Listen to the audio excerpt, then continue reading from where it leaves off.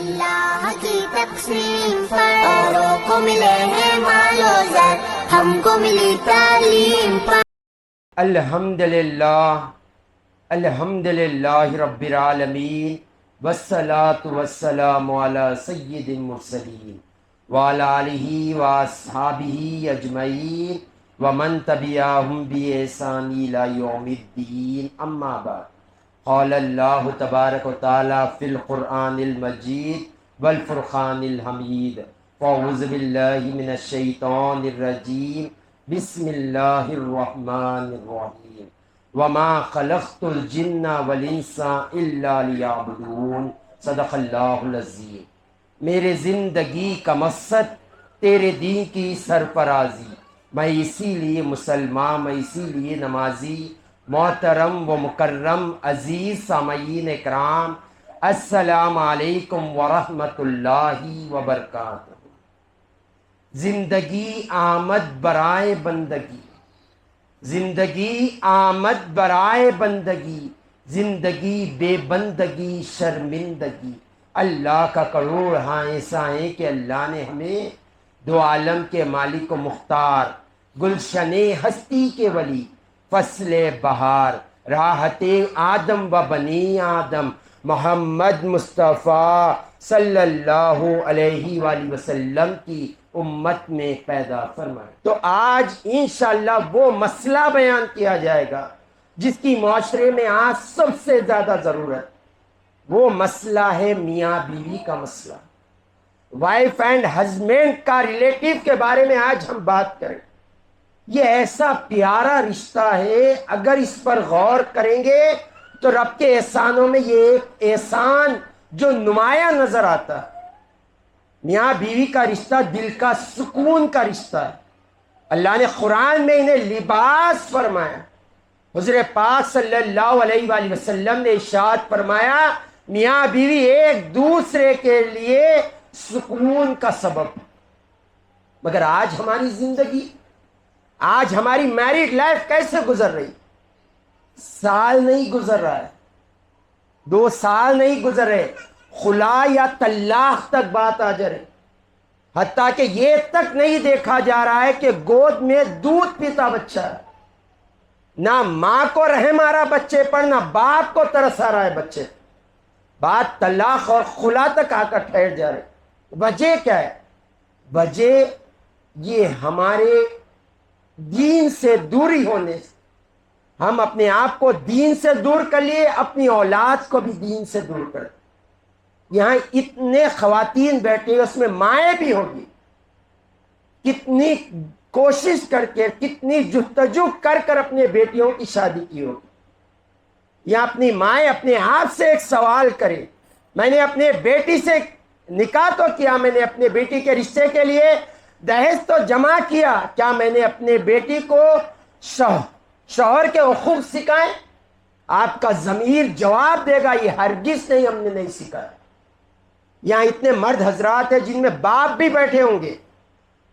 کون سے ایسے باپ ہیں جنہوں نے اپنے بیٹے کو بیوی کے حقوق سکھائے؟ آپ دیکھیں گے نہ ایک ماں نظر آئے گی، نہ ایک باپ نظر آئے گا جو شادی سے پہلے بیٹے کو بیوی کے حقوق، بیٹی کو شوہر کے حقوق سکھائیں۔ یہی نتیجہ ہے جس سے آج طلاق اور خلا ہو رہا ہے۔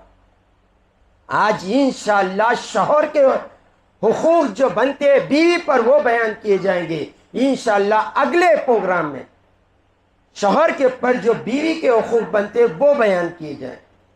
حضور پاک صلی اللہ علیہ وآلہ وسلم نے ہمیں جو تعلیم دی ہے، یہ بات یاد رکھے، حضور کے سوا کوئی چارہ نہیں ہمارے پاس۔ لَقَدْ كَانَ لَكُمْ فِي رَسُولِ اللَّهِ أُسْوَةٌ حَسَنَةٌ۔ اللہ نے واضح قرآن میں فرما دیا، لائف اسٹائل تمہارا محمد کا لائف اسٹائل ہونا چاہیے صلی اللہ علیہ وسلم۔ تمہارا آئیڈیل مصطفیٰ جان رحمت ہونا چاہیے، تمہارا اوڑھنا بچھونا آمینہ کے لال کا ہونا چاہیے، تمہارے لیے بہترین نمونہ ہے زندگی گزارنے کے لیے نبی کریم صلی اللہ علیہ وسلم کی زندگی۔ حضور پاک صلی اللہ علیہ وآلہ وسلم کے ایک صحابی رسول تھے جو نوجوان تھے، جن کا نام حضرت صفوان رضی اللہ تعالیٰ عنہ، یہ نوجوان صحابی تھے۔ تو ایک مرتبہ حضرت صفوان رضی اللہ تعالیٰ عنہ کی وائف، ان کے بیوی آ کر مصطفیٰ جان رحمت کی بارگاہ میں حضرت صفوان کی شکایت کرتے، کہتے یا رسول اللہ، میں جب فرض نمازیں پڑھتی ہوں تو حضرت صفوان کہتے ہیں نمازیں چھوٹی کرو، اور جب میں نفل نمازیں پڑھتی ہوں تو حضرت صفوان منع کرتے نہیں پڑھنا، اور جب میں نفلی روزے رہتی ہوں تو حضرت صفوان منع کرتے، اس کے باوجود میں رہتی ہوں تو وہ مجھے مارتے ہیں۔ تو محفل میں حضرت صفوان رضی اللہ تعالیٰ عنہ موجود تھا۔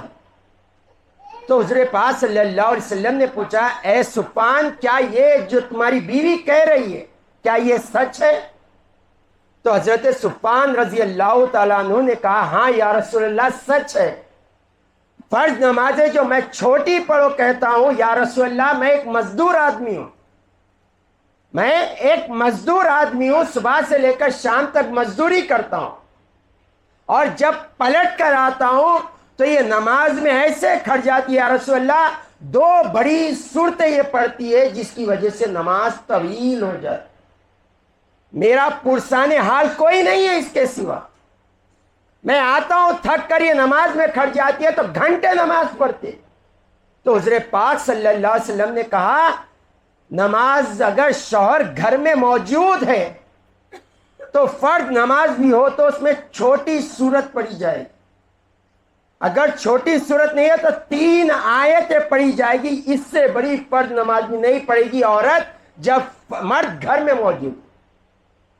اور کہا، جو میں انہیں نماز سے روکتا ہوں یا رسول اللہ، یہ نفل نماز ہے، یہ نفل نماز ہے، یہ رات بھر قیام میں کھڑ جاتی ہے، رات بھر قیام میں کھڑ جاتی ہے۔ میں نوجوان آدمی ہوں، میرے بھی ضرورت ہے، میری بھی نیڈس ہے، میری بھی خواہش ہوتی ہے، نفسانی خواہش ہے، میری نیڈس ہے، ضرورت ہے، یا رسول اللہ کھڑ جاتی ہے تو رکتی نہیں، اس لیے میں منع کرتا ہوں۔ تو حضور پاک صلی اللہ علیہ وسلم نے پلٹ کر ان کے بیوی سے کہا، اگر شوہر نفل نماز کی اجازت نہ دے تو بیوی نماز نہیں پڑھے، نفل نماز ہے، اگر بیوی اجازت نہیں لے کر پڑھے گی، شوہر گھر میں موجود ہے، بیوی گناہگار ہوگی نماز پڑھ کر۔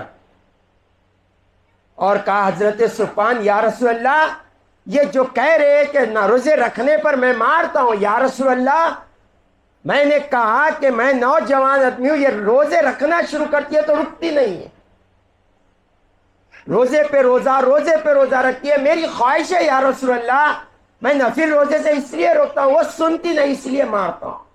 تو حضور پاک صلی اللہ علیہ وسلم نے ارشاد فرمایا، عورت کو اجازت نہیں ہے، شوہر گھر میں ہے اور وہ نفلی روزہ رہے، شوہر گھر میں ہے، اگر ماحول سازگار ہے، ماحول اچھا ہے تو بیوی شوہر سے اجازت لے گی پھر روزہ رہے گی، اگر بغیر اجازت کے نفلی روزہ رہے گی عورت گناہگار ہوگی۔ اب بتائیں کتنا بڑا مقام ہے شوہر کا، پیدا ہمیں اللہ نے اپنی عبادت کے لیے کیا ہے، پیدا اللہ نے ہمیں اپنی عبادت کے لیے کیا ہے، مگر نفل عبادت بھی ہوگی تو شوہر کی اجازت سے ہوگی، یہ مقام ہے شوہر کا۔ کتنے مائیں اپنے جو بیٹیوں کو بتا کر بھیجتے ہیں، اور حضور پاک صلی اللہ علیہ وآلہ وسلم نے ارشاد فرمایا، جب شوہر کو خواہش ہو بیوی سے جماع کرنے کی، اگر وہ چولہے پر بیٹھے ہوئے ہو، اگر وہ بلائیں تو حضور نے فرمایا چولہا چھوڑو، فوراً شوہر کے پاس چلے جاؤ، اگر نہیں جائے گی تو عورت گناہگار ہوگی۔ عورت دیکھیں کیسا مقام۔ اور حضور پاک صلی اللہ علیہ وسلم نے ارشاد فرمایا، رات میں اگر شوہر عورت کو اپنی خواہش کے لیے بلائے، اپنی ضرورت کے لیے بلائیں، جماع کے لیے بلائیں، اور عورت کہے میں نہیں آتی، اور کوئی عذر نہ ہو اس کے پاس، کوئی وجہ نہ ہو اس کے پاس، صرف یہ حد درمی پر آ کر نہیں آتی، اپنی نفسانی خواہش پر، اپنی انا پر نہیں آتی، حضور نے ارشاد فرمایا رات بھر اللہ کی تمام مخلوق اس پر لعنت کرتی ہے، رات بھر لعنت کرتی ہے. اور حضور نے ارشاد فرمایا اگر اس رات عورت انتقال کر جائے ڈائریکٹ جہنم میں جائے. اب بتائیں کیا ہم نے اپنے بیٹیوں کو یہ تعلیم دی ہے؟ یہ شوہر کا مقام بتایا ہے؟ حضور پاک صلی اللہ علیہ وسلم سے پوچھا گیا یا رسول اللہ عام لفظوں میں بتائیں شوہر کے عورت پر حقوق کیا بنتے؟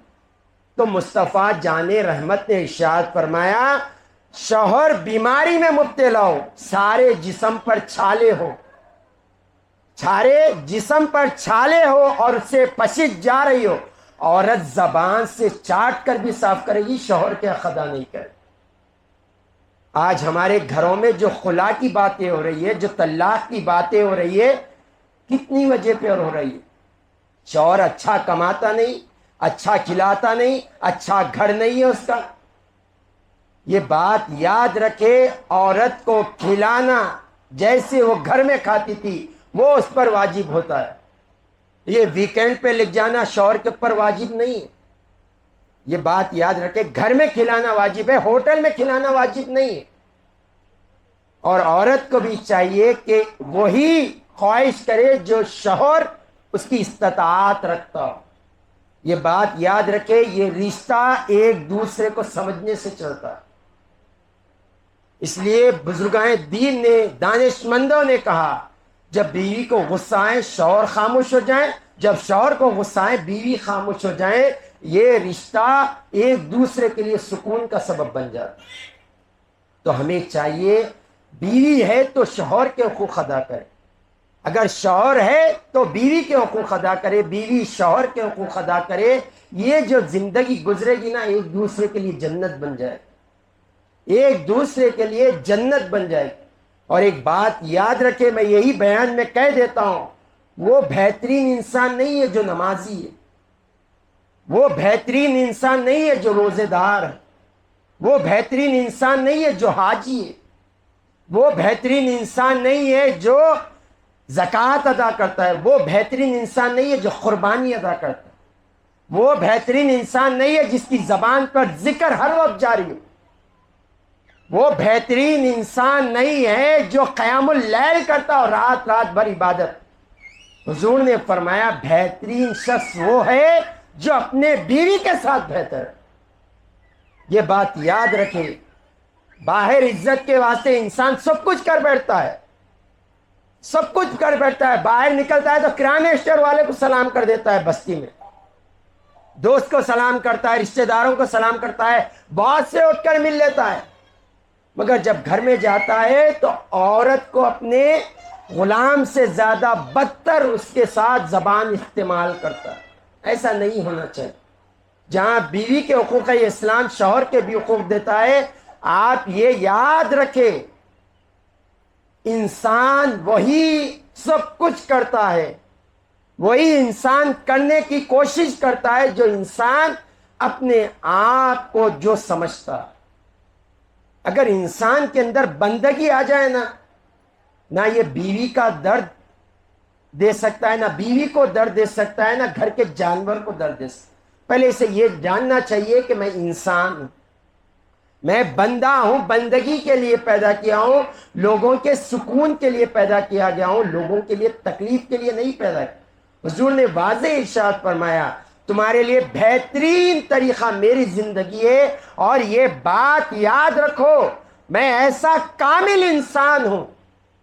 حضور پاک صلی اللہ علیہ وسلم انسان میں ایسے کامل انسان ہیں، آپ کے اللہ کے حکم سے 11 ازواج تھا، 11 ازواج، مگر کوئی بیوی کو حضور سے شکایت نہیں تھی. آج ایک شادی ہوتی ہے بڑی مشکلوں کے ساتھ، بیوی کو شوہر سے 100 شکایت ہے، شوہر کو بیوی سے 100 شکایت. یہ میریڈ لائف ہوتی ہے؟ نہیں ہوتی ہے. میریڈ لائف بہترین وہ ہے بیوی شوہر کا انتظار کرے گھر آنے کا، اور شوہر میکے چلے گئے تو بیوی کا انتظار کرے گھر آنے کا. یہ بہترین لائف کی نشانی. یہ بات یاد رکھے. یہ بیوی سوچے کہ کب یہ گھر سے جائیں تو سکون پڑے گا، اور شوہر کہے کب بیوی میکے جائیں گی سکون پڑے گا. سمجھ جائیں ہم زندگی گزار رہے ہیں، میریڈ لائف نہیں ہے ہماری. ہم بس سانسیں ٹوٹنے کا انتظار کر رہے ہو، ہم ایک دوسرے کے لیے سکون نہیں بنے، سکون بنے اس کے بعد دیکھے کیسا گھر کا ماحول جنت ہو جاتا ہے۔ وآخر دعوانا ان الحمد للہ رب العالمین۔